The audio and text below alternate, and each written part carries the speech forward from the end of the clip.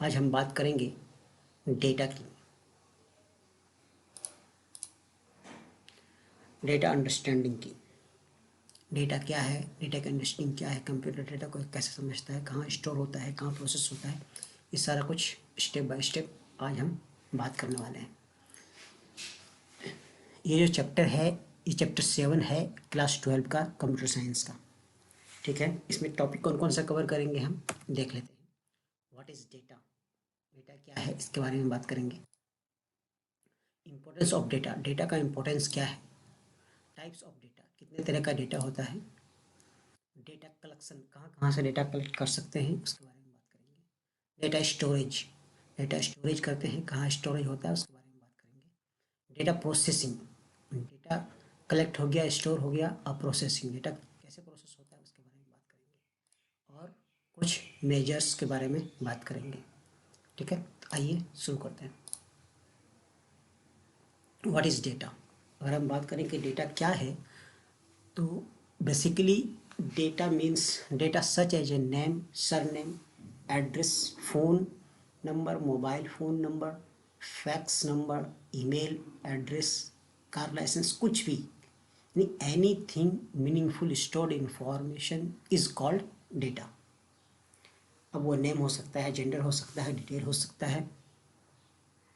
ठीक है, transaction data generation through banking, यानी बैंकिंग भी एक ट्रांजेक्शन डेटा हो गया, टिकटिंग हो गया, शॉपिंग हो गया, वेदर फॉरकास्टिंग हो गया, ये सारा चीज़ जो है कि डेटा के अंदर आएगा। ठीक है, अब डेटा का फॉर्मेट कोई भी हो सकता है, इमेज वो इमेज में हो सकता है, ग्राफिक्स हो सकता है, एनिमेशन में हो सकता है, ऑडियो वीडियो में हो सकता है, डॉक्यूमेंट एंड वेब पेज में हो सकता है, ऑनलाइन पोस्ट हो सकता है, कमेंट मैसेज हो सकता है। ठीक है, इसके बाद सैटेलाइट डेटा हो सकता है, किसी हॉस्पिटल का डेटा हो सकता है, किसी साइंस सेंटर का डेटा हो सकता है। ठीक है, किसी गेम का डेटा हो सकता है। तो ये सारा जो है कि डेटा कहलाता है।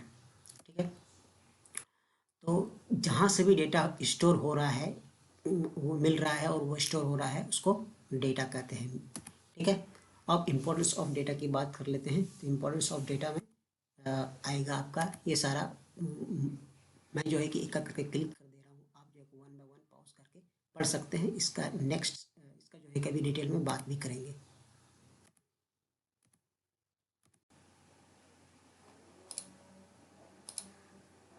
आइए अब बात कर लेते हैं इम्पोर्टेंस ऑफ डेटा की। Data empowered you to make informed decision, अगर आपके पास डेटा है तो वो आपको एम्पावर करता है कि आप बेटर से बेटर, अच्छे से अच्छा डिसीजन ले सकते हैं। Data help you to identify problems, अगर आपके पास रिलेवेंट डेटा है तो आप जो है प्रॉब्लम को आइडेंटिफाई कर सकते हैं कि कहाँ पे प्रॉब्लम है और उसको कैसे सॉल्व किया जा सकता है। उसके लिए पर्टिकुलर डेटा होना आपके पास ज़रूरी है। Data allow you to develop architecture theory, अगर आपके पास डेटा है तो आप जो है अपना आर्किटेक्चर, यानी जो है आप ग्राफ बना सकते हैं कि कहाँ पे हमको आगे क्या करना है, उसका थ्योरी आप बना सकते हैं, उसको थ्योरी समझ सकते हैं। उसके लिए आपके पास प्रॉपर और रिलेवेंट डेटा होना चाहिए। उसी तरह से data will backup your argument, अगर आपके पास डेटा है तो आप किसी भी कंपनी के साथ और किसी भी पर्सन के साथ डील कर सकते हैं। क्योंकि अगर आपके पास डेटा है तो आपको पता रहेगा कि इसमें कितना मैन पावर लगेगा, कितना टाइम लगेगा, कितने दिनों में होगा और क्या क्या स्टेप्स रहेंगे। तो डेटा जो है कि बहुत ही इम्पोर्टेंट चीज़ होता है।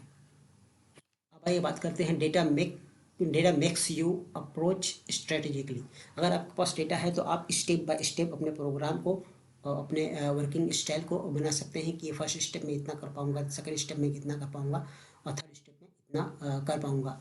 ये सारा कुछ अगर तब होगा जब आप डेटा रहेगा आपके पास, तो आप इस तरह का डिसीजन ले पाएंगे। उसी तरह से data help you get your hands on funds, अगर आपके पास डेटा है और आप कोई कंपनी खोलना चाहते हैं तो अगर प्रॉपर डेटा है और उसको उसके हिसाब से आप अगर सामने वाले को समझा पाएँ तो वो आपको आपके ऊपर फंडिंग करने के लिए भी तैयार हो सकता है। उसी से data tell you what you be doing well.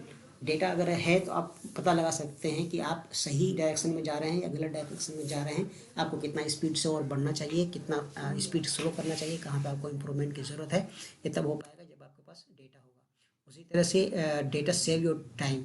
Data जो है कि अगर प्रॉपर डेटा हो तो वह बहुत सारी चीज़ें, बहुत सारे टाइम जो है आपका सेव कर लेता है अगर वो, ठीक है। Data increase your return on assets. Data जो है कि आज के टाइम में एसेट्स होता है वो, और जो जल्दी से जल्दी जो है कि आपको वो रिटर्न वैल्यू देगा। उसी तरह से data improve your quality of life, यानी आपके लाइफ के क्वालिटी को जो है कि डेटा इम्प्रूव करेगा। तो डेटा आज के टाइम में एवरीथिंग इज। चलिए अब बात कर लेते हैं टाइप्स ऑफ डेटा की, कितने तरह का डेटा होता है।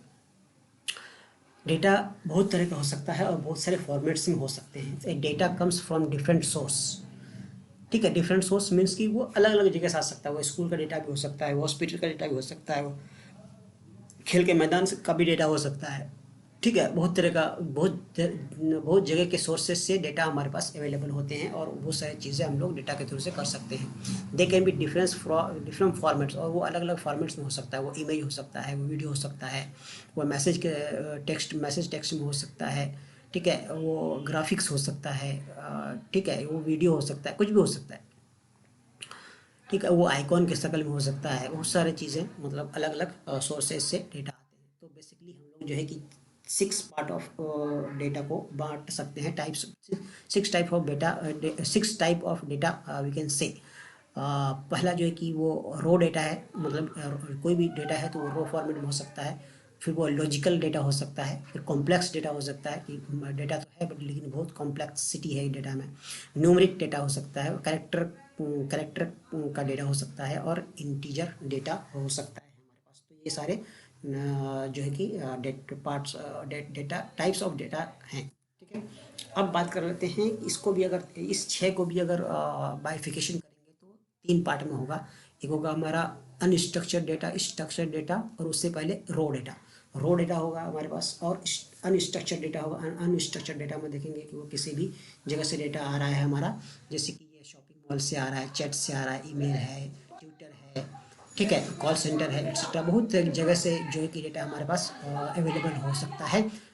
और इसको बाइफिकेशन करके अलग अलग अगर सेपरेट करेंगे तो हम जो है कि सेल्स का डेटा अलग कर सकते हैं, फाइनेंस का डेटा अलग से कर सकते हैं। उससे क्या होगा कि हम जो है कि सेल्स से रिलेटेड डेटा को सेल्स डिपार्टमेंट को भेज के, और फाइनेंस से रिलेटेड डेटा को फाइनेंस डिपार्टमेंट में भेज के उसका जो है कि आगे का प्रोसेस और काम कर सकते हैं। ये एक एग्जांपल है हमारा स्ट्रक्चर्ड डेटा का, और ये हमारा एक एग्जांपल है अनस्ट्रक्चर्ड डेटा का, ठीक है। उसी तरह से डेटा कलेक्शन आता है। डेटा कलेक्शन में कई जगह से डेटा जो है कि हमारे पास कलेक्ट होकर आते हैं, क्योंकि पहले भी हमने अभी बताया है कि वो टाइम से रिलेटेड डेटा हो सकता है, वो कैलेंडर से रिलेटेड डेटा हो सकता है, वो सर्चिंग से रिलेटेड डेटा हो सकता है, ठीक है। वो मोबाइल का डेटा हो सकता है। तो ये कलेक्शन ऑफ डेटा कहलाता है। स्टोरेज ऑफ डेटा की बात करें तो स्टोरेज डेटा जो है कि उसके लिए डेटाबेस होता है, और तरह तरह के जो है कि अभी आगे आने वाले स्लाइड में भी अभी बताऊंगा कि डेटा स्टोरेज और डिटेल में कौन कौन सा हमारा डेटा स्टोरेज है, ठीक है। तो हमने देखा कि ये डेटा कलेक्शन हो गया, डेटा हो गया, डेटा कलेक्शन हो गया, और डेटा स्टोरेज हो गया। चलिए अब देखते हैं हम लोग डेटा प्रोसेसिंग। डेटा देख लिया, डेटा कलेक्शन देख लिया, डेटा स्टोरेज देख लिया, और जो है कि अब डेटा प्रोसेसिंग। तो डेटा कहीं से आया, स्टोर हुआ, और जो कि डेटा बना, सोर्स बना, और जो कि स्टोर हुआ था, अब उसका प्रोसेसिंग भी होगा। तो data processing manipulation of data by a computer. Computer जो है कि डेटा को प्रोसेस करता है। It includes the conversion of the raw data to machine readable form. Raw data को मशीन लैंग्वेज में, मशीन में और रीडेबल फॉर्मेट में वो कन्वर्ट करता है। Flow of data through the CPU and the memory to output device, यानी CPU के थ्रू से, मेमोरी के थ्रू से प्रोसेस करता हुआ वो आउटपुट डिवाइस में ट्रांसफ़र करता है। And formatting to transformation of output, ठीक है। और हम जो इन यूज़र को जो है कि वो आउटपुट के रूप में दिखता है वो। तो ये छोटा सा जो कि पिक है, जिससे हम जो है कि डेटा प्रोसेसिंग को आसानी से समझ सकते हैं। तो इनपुट डेटा हमारा इस तरह से रहता है कि ये इनपुट डेटा कहीं से मंगाया हमने कि 35, 34, 33, 32, 26, जो कि ये रो डेटा भी है, और Monday, Tuesday, Wednesday, Thursday, Friday input है डेटा का। उसको प्रोसेसिंग किया हमने। क्या प्रोसेसिंग करवाया? कंप्यूटर के थ्रू से लॉजिक देकर के अरेंजिंग कराया, शॉर्टिंग कराया, कम्बरिंग करवाया, और जो कि मैथमेटिकल लॉजिक लगाया, लॉजिक और ऑपरेशन से हमने कुछ उसको टास्क दिया, प्रोसेस कराया। इसके बाद जो है कि आउटपुट इस तरह से होकर आया कि टेम्परेचर है हमारा, टेम्परेचर मंडे का इतना है, फ्राइडे का इतना है, और अलग अलग डे का इतना हमारे पास टेम्परेचर है। इस तरह से जो है कि इनपुट प्रोसेस आउटपुट को प्रोसेस करते हैं। ठीक है, इसके अलावे कुछ छोटे छोटे टॉपिक हैं इस चैप्टर में, जो है मेजर ऑफ सेंट्रल टेंडेंसी। इसमें से है कि मीन है, मीडियन है, मोड है, और मेजर ऑफ वर्जिबिलिटी की बात करें तो रेंज है और स्टैंडर्ड डिवीज़न है। तो रेंज में हम समझ सकते हैं, अभी आने वाले स्लाइड्स में भी क्लियर हो जाएगा आपको। रेंज में है कि अल्फ़ाबेटिकल ए से लेकर जेड तक, 0 से लेकर 9 तक। स्टैंडर्ड की बात करें तो उसमें ऑपरेटर आ जाता है, साइंस आ जाते हैं, साइन आ जाते हैं, जैसे कि प्लस हो गया, माइनस हो गया, मल्टीप्लाई हो गया, डिवीज़न हो गया। ठीक है, इस तरह की चीज़ें आ जाती हैं। अब हम बात कर लेते हैं कि क्या हम लोगों ने अभी सीखा। तो आप जो है कि मैं क्लिक कर देता हूँ, और जो कि आप 1 बाय 1 पॉज करके इसको पढ़ लीजिएगा, क्योंकि फिर ये वीडियो लेंदी हो जाएगा।